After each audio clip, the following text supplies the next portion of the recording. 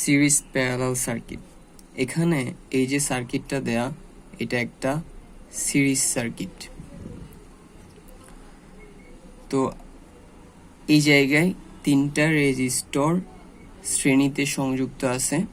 আমরা ধরলাম এই রেজিস্টরটা R1, এই রেজিস্টরটা R2, এই রেজিস্টরটা R3, আর এখানে ভোল্টেজ সাপ্লাইয়ের জন্য যে ব্যাটারিটা দেয়া হচ্ছে এটার মান ধরলাম V। এই যে তিনটা রেজিস্টর, এরা একে অপরের সাথে শ্রেণীতে সংযুক্ত আছে। তো আমরা ধরলাম ভোল্টেজ সাপ্লাই V, এই জায়গায় সাপ্লাই দেয়া হচ্ছে 6 ভোল্ট। তো এই 6 ভোল্ট সাপ্লাই দেওয়ার কারণে এখান থেকে যেই কারেন্টটা বের হচ্ছে ব্যাটারির প্লাস টার্মিনাল থেকে, সেটার পরিমাণ ধরলাম I equal let's say 5 ampere।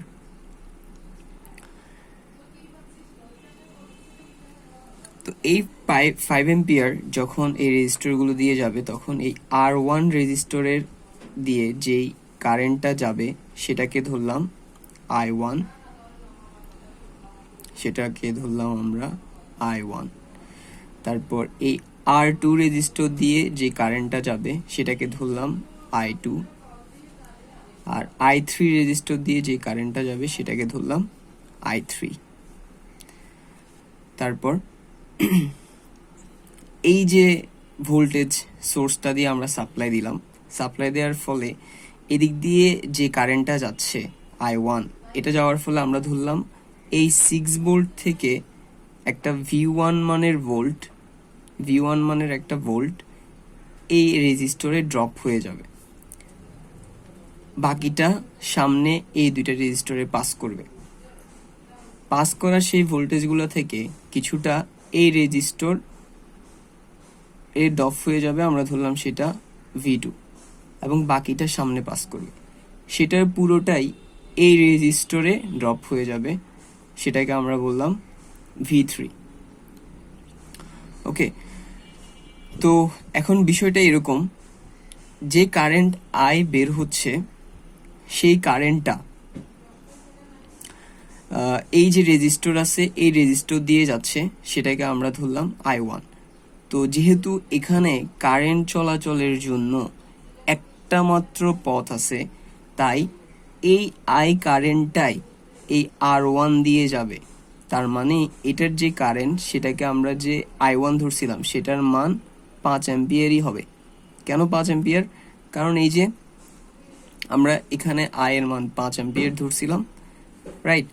ঠিক এরপরে যখন এটা দিয়ে ক্রস করার পরে R2 রেজিস্টরে আসবে, তখন এটা দিয়ে যে কারেন্ট যাবে সেটার মানও হবে 5 অ্যাম্পিয়ার, কারণ ওই I কারেন্টটাই এই R2 রেজিস্টর দিয়ে যাচ্ছে।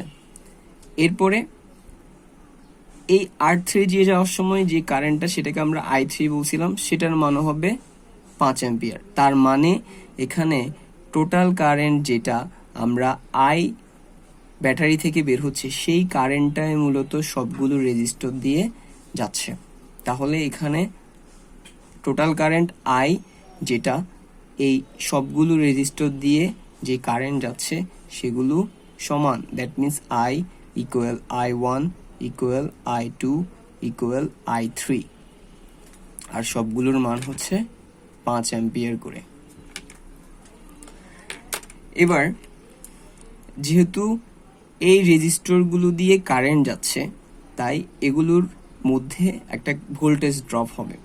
তো আমরা কি করলাম, এই যে রেজিস্টরটা আছে এটার এই পয়েন্টে আর এই পয়েন্টে, এই দুইটা পয়েন্ট থেকে দুইটা তার বের করে একটা অ্যামিটার বা অ্যাভোমিটার, এটাকে আমরা ভোল্টমিটার ধরলাম, ঠিক আছে? এই ভোল্টমিটারের দুইটা প্রান্ত থাকে, একটাকে এই প্রান্তে কানেক্ট করলাম আর একটাকে এই প্রান্তে কানেক্ট করলাম, ঠিক আছে? তো এই দুইটা প্রান্তকে রেজিস্টরের দুই প্রান্তে কানেক্ট করার ফলে আমি এদিক দিয়ে যেহেতু কারেন্ট ফ্লো হচ্ছে, ভোল্টমিটারের একটা রিডিং পাবো। সেই রিডিংটাকে আমরা বললাম V1, আর ধরলাম সেই V1 এর মান হচ্ছে 3 ভোল্ট, সেই V1 এর মান ধরলাম 3 ভোল্ট। ওকে, এই 3 ভোল্ট দুইটা রেজিস্টরের, এই রেজিস্টরের দুই প্রান্তে আমরা পাবো। কোথায় দেখতে পাবো? এই ভোল্ট মিটারে দেখতে পাবো।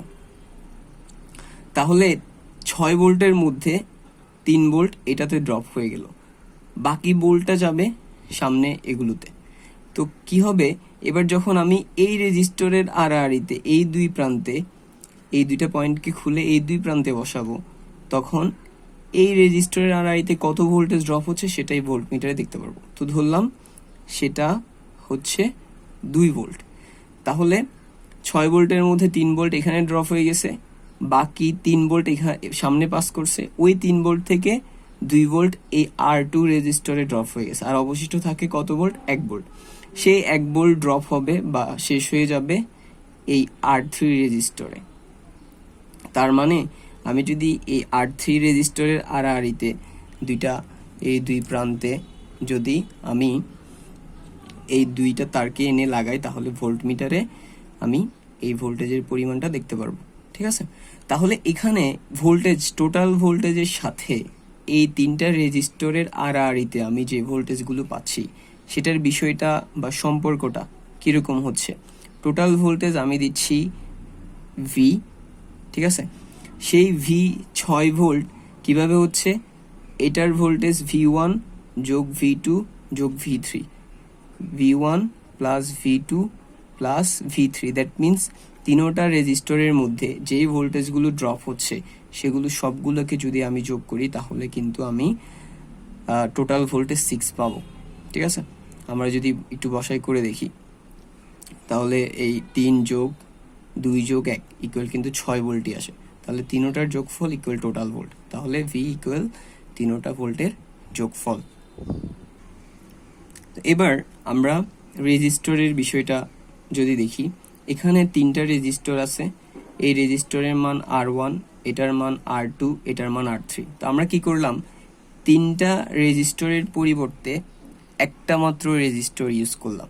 ঠিক আছে, তো এখন বিষয়টা হচ্ছে এই যে একটা রেজিস্টর আমি ইউজ করলাম, সেই রেজিস্টরের মান কত সেটা আমি কিভাবে বের করব। তো সেটা বের করার বিষয়টা বা সূত্রটা হচ্ছে, যদি এই Req ইকুয়াল, আমি ধরলাম R1 এর মান হচ্ছে 2 অ্যাম্পিয়ার 2 ওহম, R2 এর মান হচ্ছে 3 ওহম, আর R3 এর মান হচ্ছে 1 ওহম। তাহলে এই যে এখানে এই একটা মাত্র রেজিস্টর ইউজ করলাম তিনটা রেজিস্টরের পরিবর্তে, সেই একটা রেজিস্টর বা সেই ইকুইভ্যালেন্ট রেজিস্টরটার মান কত আসবে, সেটা হচ্ছে তিনোটা রেজিস্টরকে আমাকে যোগ করতে হবে। That means R1 plus R2 plus R3, এই তিনোটা রেজিস্টরকে আমি যদি যোগ করি তাহলে এই রেজিস্টর, এখানে যে একটা রেজিস্টর তিনটার পরিবর্তে যে একটা মাত্র রেজিস্টর ইউজ করলাম সেটার মান পেয়ে যাব। তো আমরা যদি যোগ করে দেখি তাহলে 2 যোগ 3 5, 5 আর 1 6, সো 2 যোগ 3 যোগ 1 ইকুয়াল হচ্ছে 6। দ্যাট মিনস এখানে এই যে ইকুইভ্যালেন্ট রেজিস্টর একটা, সেটার মান হচ্ছে 6 ওহম, আর এই রেজিস্টর একটা যে কথা, এখানে তিনটা একই কথা। আমরা এখানে সাপ্লাই দিয়েছিলাম 6 ভোল্ট, সো এটা লিখলাম এই। তাহলে টোটাল রেজিস্টর ইকুইভ্যালেন্ট রেজিস্টর হচ্ছে কিভাবে তিনোটা রেজিস্টরের যোগফলের সমান।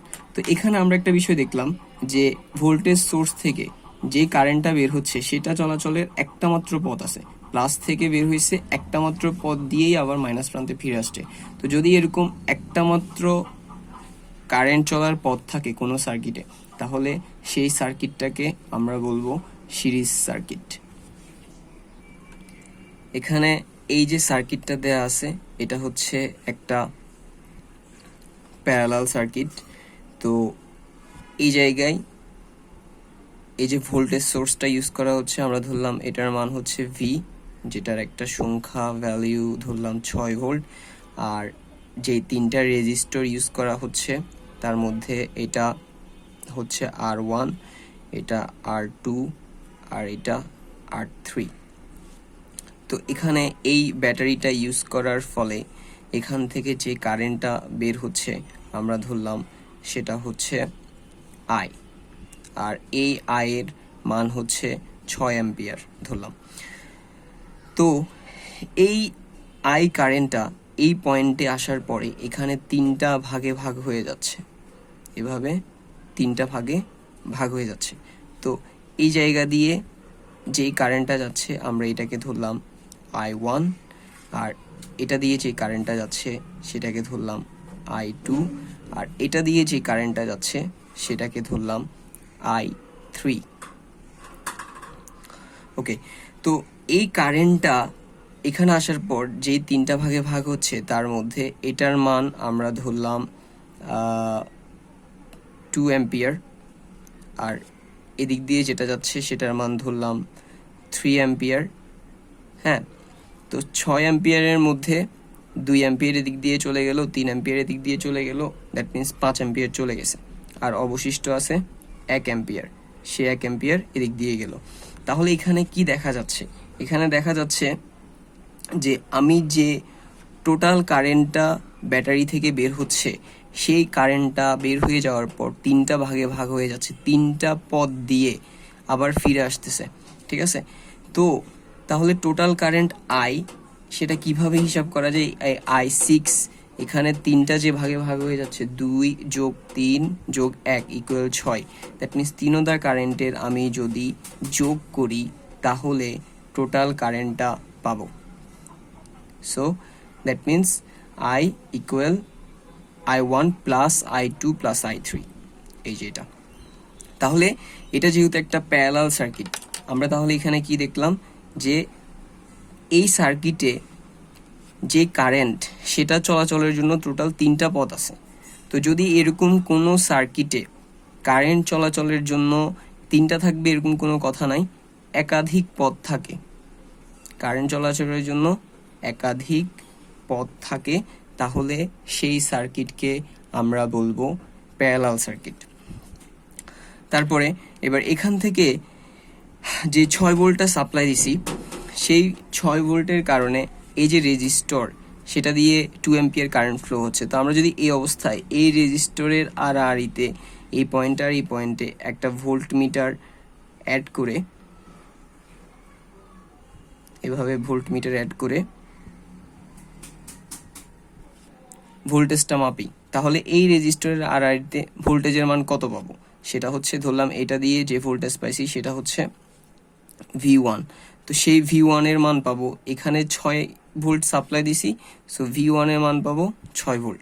তারপর সিমিলারলি যদি এই রেজিস্টরের আড়াআড়িতেও এই দুইটা তার দিয়ে ভোল্টেজ মাপি, তাহলে এখানে যদি ভোল্টেজকে আমরা V2 ধরি তাহলে সেই ভোল্টেজের মানও পাবো 6 ভোল্ট। তারপরে এই রেজিস্টরের আড়াআড়িতে যদি আমি ভোল্টেজ মাপি তাহলে এটার ভোল্টেজকে আমি যদি V3 ধরি এটার মানও পাবো 6 ভোল্ট। দ্যাট মিন্স প্যারালাল সার্কিটে ভোল্টেজের বিষয়টা কিভাবে কাজ করে, আমি যে টোটাল ভোল্টেজটা দিচ্ছি সেই টোটাল ভোল্টেজটা সবগুলো পথের মধ্যে যতগুলো ড্রপ হচ্ছে সবগুলোর সমান। দ্যাট মিন্স ভি যেটা আমি সাপ্লাই দিচ্ছি সেটা equal V1 equal V2 equal V3। তো যেখানে এখানে আমরা এটা ধরছিলাম 6 অ্যাম্পিয়ার, 6 ভোল্ট। সো এই হচ্ছে ভোল্টেজ। তাহলে টোটাল ভোল্টেজ আর সবগুলো রেজিস্টরের মধ্যে যে ভোল্টেজ ড্রপ সেটা সমান।